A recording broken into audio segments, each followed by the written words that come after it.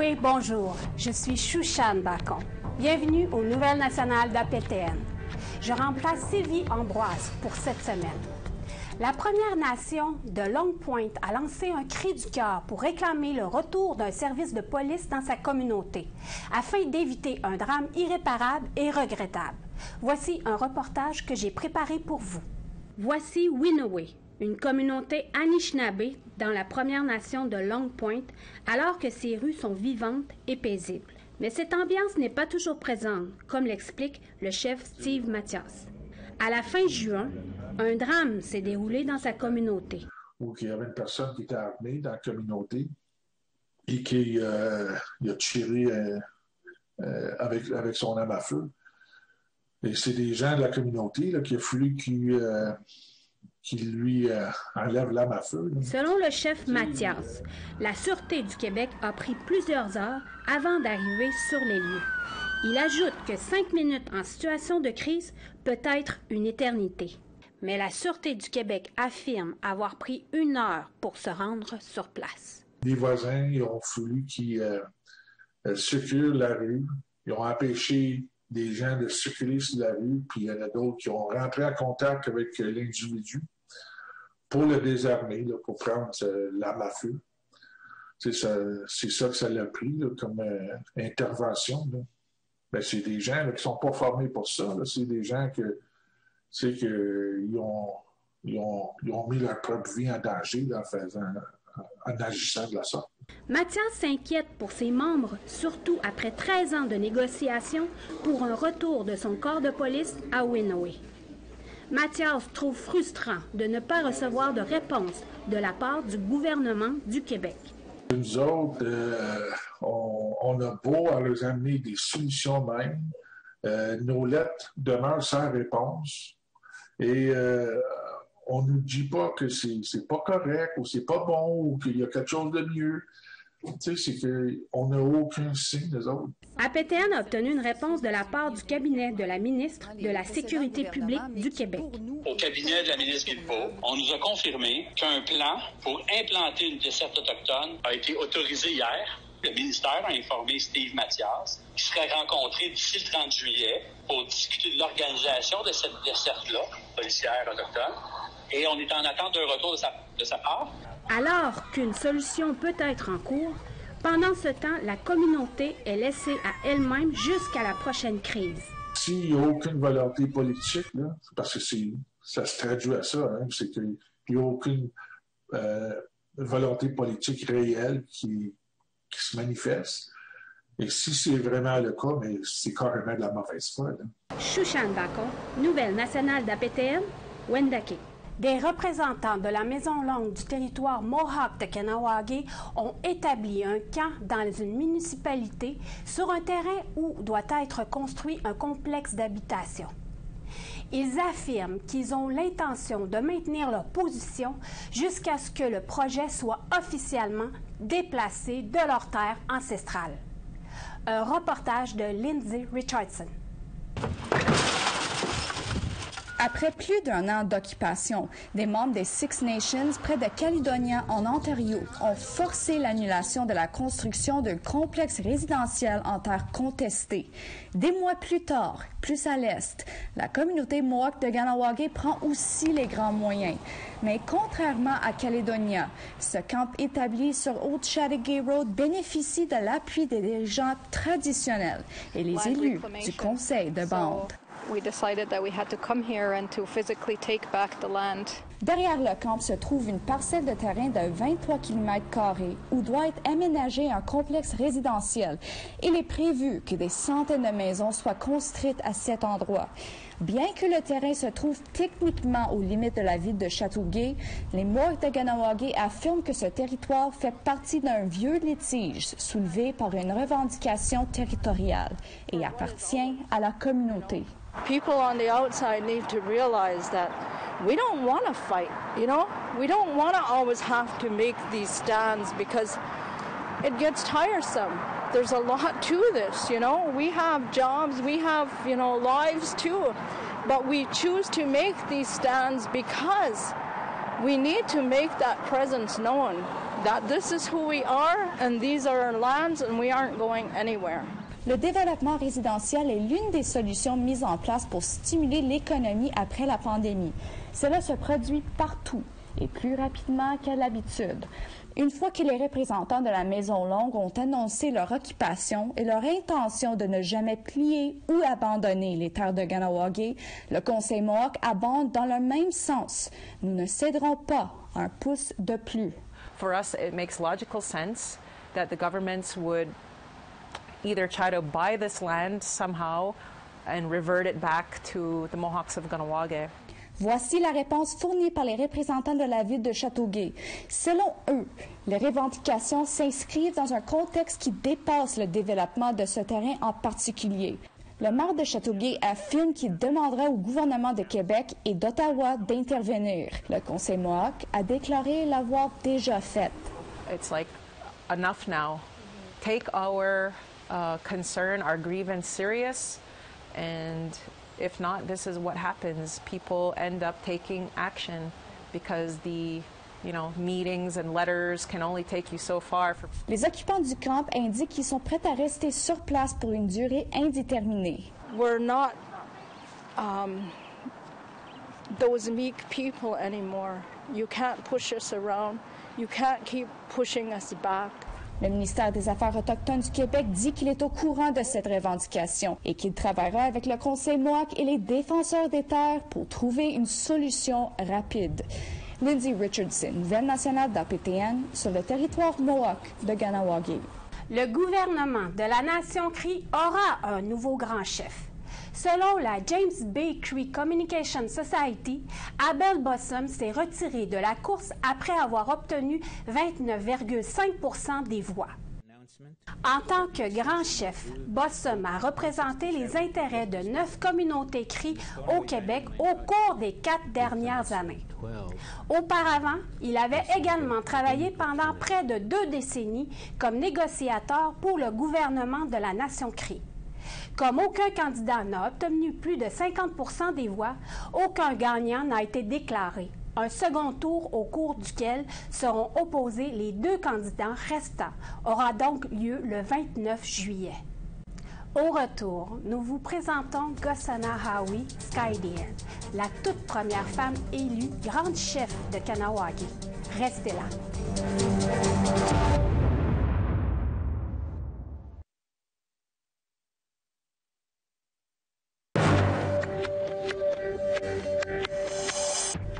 Bienvenue aux Nouvelles nationales d'APTN. Une autre découverte troublante a été faite dans un ancien pensionnat de la Colombie-Britannique. Selon la nation Penelakut, plus de 160 tombes anonymes ont été découvertes dans un pensionnat de Copper Island, sur l'île de Vancouver. L'établissement a été géré et exploité par l'Église catholique de 1890 à 1970. La nation Penelakut a informé les nations avoisinantes de l'horrible découverte dans une lettre confirmant la découverte de 160 tombes anonymes et non documentées. La nation a l'intention de favoriser la prise de conscience de la population au sujet du pensionnat de Copper Island. Au cours des prochaines semaines, ses membres organiseront une marche en hommage aux enfants disparus et mettront sur pied des groupes de guérison. Récemment, les femmes autochtones ont connu de nombreuses premières sur la scène politique. Le gouvernement du Canada, l'Assemblée des Premières Nations et la communauté Mohawk de Kahnawake ont tous marqué l'histoire en nominant des femmes à des postes de direction clés. Ce soir, Lindsay Richardson nous invite à Kahnawake, au sud de Montréal, où nous faisons la rencontre de Gossana-Hawi Skydeer, la toute première élue grande chef de Kahnawake. So this is the garden area of medicinal plants for the MCK Language and Culture Training Program. Ce n'est pas une bonne journée pour les entrevues à l'extérieur, mais c'est le moment idéal pour une promenade dans le jardin. This wasn't here when I was in the program. So yeah, we'll go through and look at a couple of the signs and I'll see if you could say some in Kanien'kehá:ka. Il y a 5 ans, alors qu'elle était une chef du conseil de bande, Gossana-Hawi Skydeer a suivi une formation spéciale ici. This one's not bad. Joheta Guarunde. Yeah, there you go.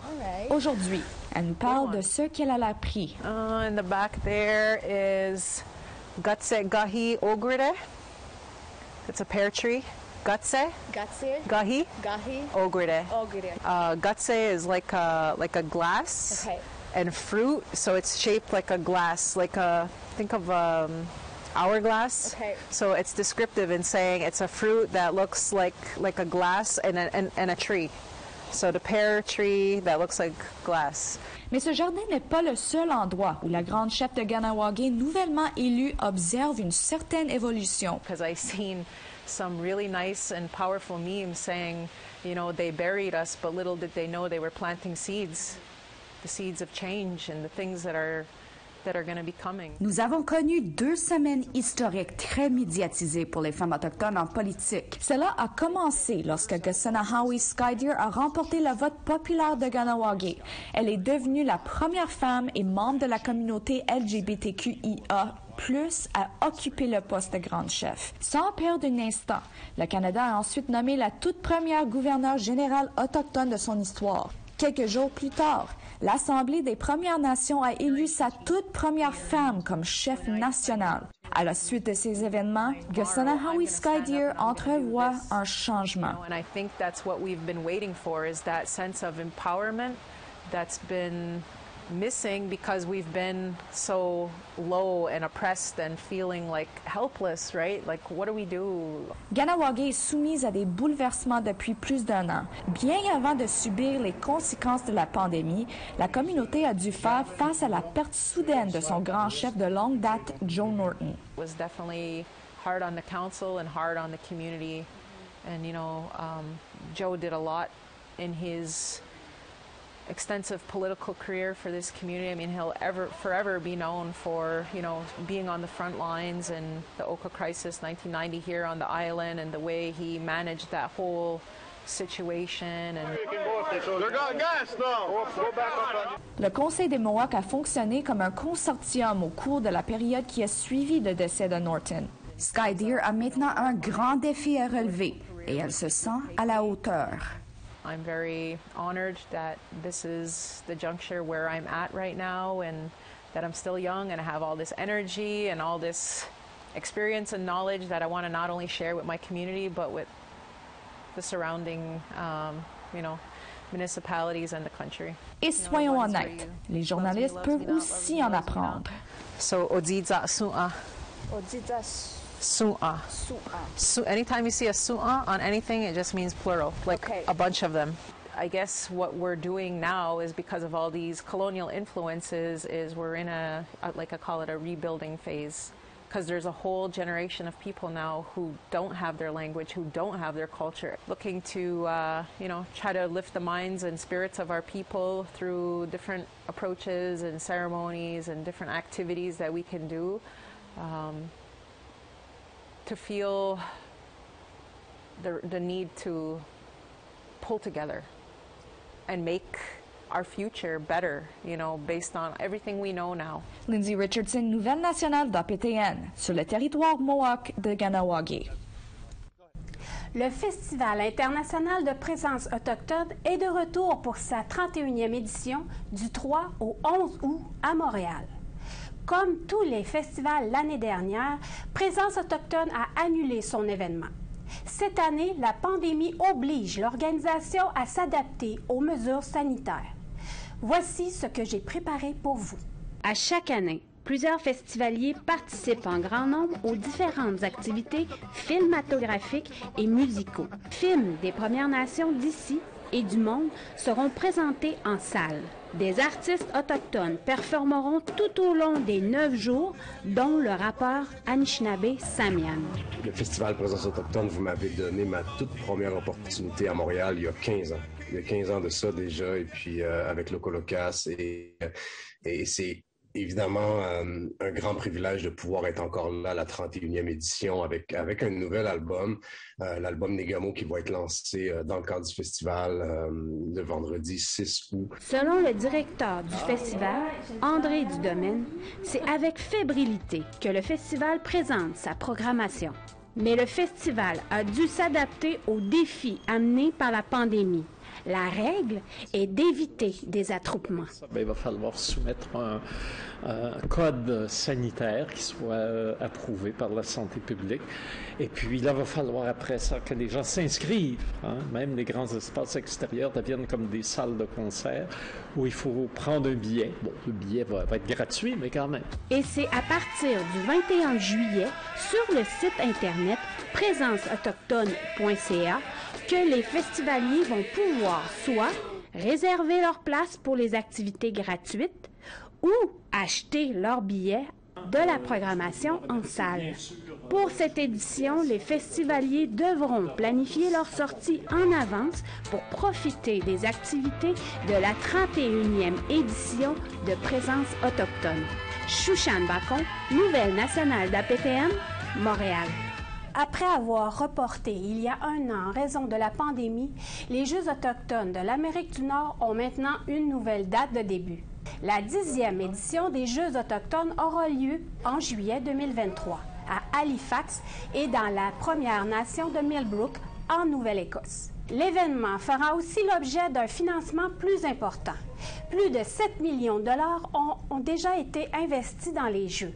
Le gouvernement fédéral et la Nouvelle-Écosse injectera 7 millions de dollars supplémentaires. Plus de 5 000 athlètes provenant de 756 nations participeront aux Jeux dans 16 disciplines différentes. To be able to bring a glimmer of hope and wonderful news for the youth is, let me just say, I get emotional when I think about it. How often do you get the chance to potentially change the lives of thousands of Indigenous young people who get to go back to their communities and bring the experience of these games into their communities and into their own futures? So that's what I'm most excited about, is that ripple effect, that legacy that is the North American Indigenous Games. Après la pause, je vous présente Luc Mathieu, président de l'Ordre des infirmières et infirmiers du Québec, qui vient nous parler de la reconnaissance du racisme systémique par son organisation. Soyez là.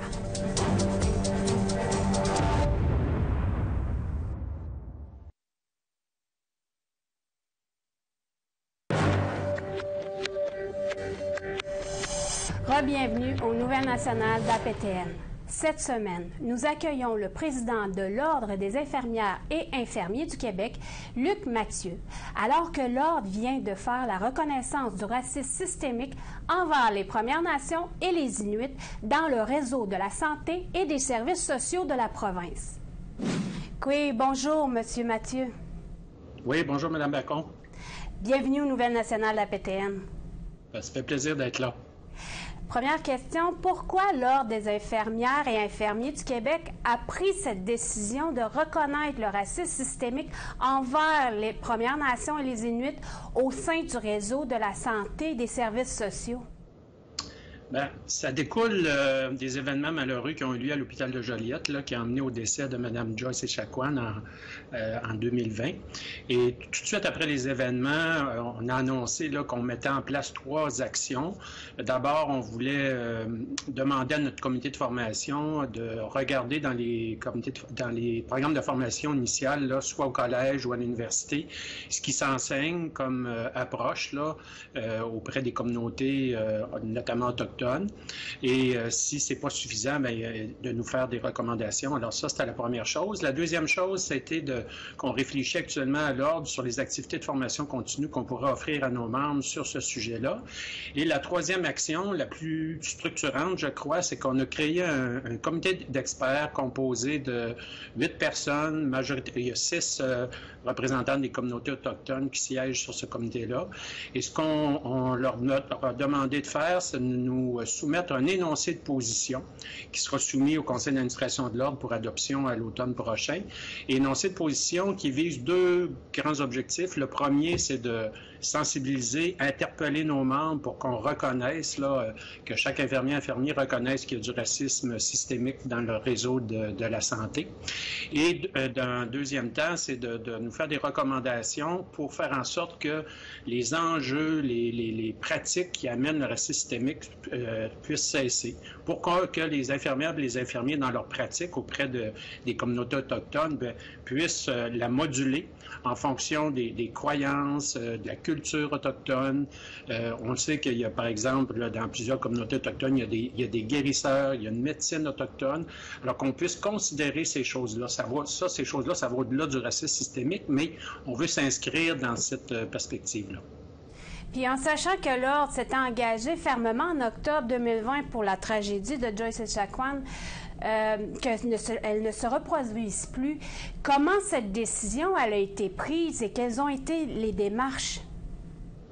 Bien, la décision, ça n'a pas été compliqué au début. Moi, comme président, j'ai annoncé les 3 éléments dont je viens de vous faire part. Et la décision de reconnaître le racisme systémique à ce moment-ci, bien, ça découle des travaux du groupe d'experts dont je vous expliquais la création il y a quelques minutes. Puis, ce travail-là de ce groupe d'experts-là est en continu? Bien, en continu, ils ont commencé leurs travaux. Ça va s'achever cet automne. Ils vont nous soumettre l'énoncé de position. Et les travaux, nous, qu'on va vouloir faire, c'est intéressant que vous me posiez la question. On veut que ce soit en continu parce que c'est un peu dans l'air du temps de reconnaître le racisme systémique, de reconnaître le principe de Joyce. Mais ça peut se faire rapidement. Puis après ça, il ne se passe pas grand-chose. Alors nous, c'est pas la perspective qu'on veut adopter, qu'on a adoptée. On veut travailler sur le fond et de suivre ça à long terme parce que c'est ce racisme systémique-là, ces a priori, ces préjugés-là qu'on a envers les membres des communautés autochtones dans le réseau de la santé sont là de longue date. Ça ne change pas comme ça. Alors, ça s'inscrit de façon plus globale dans la société. Alors, il va falloir que nous, on reste vigilants à l'ordre sur la pratique de nos membres là, dans ces matières-là. Puis, à partir de maintenant, quelles sont les actions entreprises par l'Ordre suite à cette reconnaissance du racisme systémique envers les Autochtones? Comment les gens vont pouvoir le voir? Bien, ils vont le voir beaucoup suite aux recommandations que le groupe d'experts va nous faire dans l'énoncé de position. Et là, il va découler certaines actions. Nous, on va pouvoir faire des choses, mais on va avoir besoin de la collaboration de nos partenaires des établissements de santé. Parce que nous, comme Ordre, notre mission, c'est de protéger le public, mais on ne peut pas intervenir directement dans les établissements de santé. Mais il va falloir que dans les lieux de pratique, ça s'inscrive dans cette dynamique-là aussi. Parce que si on est les seuls à reconnaître le racisme systémique et à mettre des actions structurantes pour le contrer, l'empêcher, ben on n'ira pas loin. Ça va nous prendre la collaboration de nos partenaires, notamment des établissements de santé. Puis si les gens veulent faire des dénonciations, autant dans le personnel que parmi les usagers des hôpitaux, est-ce qu'il va y avoir une porte plus ouverte envers l'Ordre? Bien, a toujours été ouverte la porte, hein, comme dans les mécanismes de protection du public, on a en Ordre, il y a le bureau du syndic là, qui peut faire des enquêtes, ce qui était le cas dans le cas du dossier de Mme Echaquan. L'enquête est terminée, ça va aller au conseil de discipline, mais les gens peuvent appeler à l'Ordre au bureau du syndic pour porter plainte.